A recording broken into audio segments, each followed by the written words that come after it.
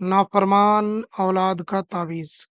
अगर किसी की औलाद नाफरमान है, माँ-बाप का कहना नहीं मानती, घर में लोगों की बेहुरमती होती है, घर में लोगों की नाफरमानियाँ होती हैं।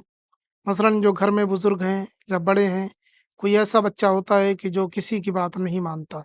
वो सबको ज़लील करता है, सबको गाली देता है, गलौज करता है या माँ-बाप की नाफरमानी करता है, माँ-बाप कुछ कहते हैं, वो कुछ करता है, ज़िद्दी है।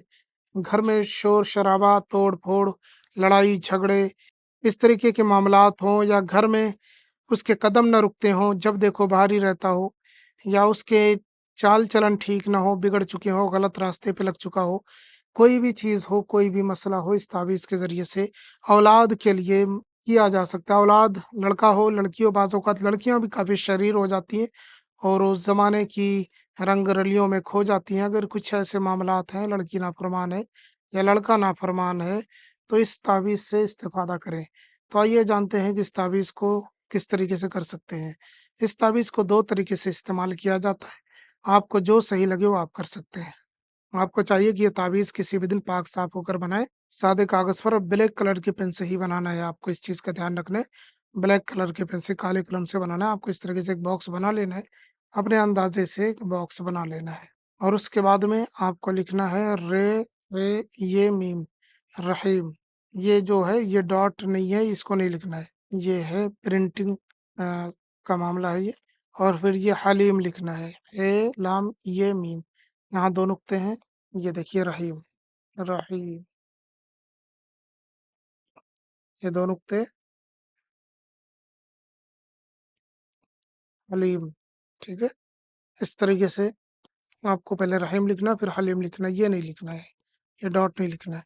उसके बाद में आपको कॉफ लिखना है, यहाँ 2 नुक्ते हैं, यहाँ पे 2 नुक्ते हैं, ठीक है? ये कॉफ लिखना है, फिर ये नून लिखना है, यहाँ पे 1 नुक्ता बीच में, फिर ये स्वाद ऐसे लिखना है, आप ऐसे भी लिख सकते हैं, स्वाद, फिर ये तो है, फिर ये है, फिर यहाँ 2 नुक्ते हैं। इस तरीके से आपको बना लेना है।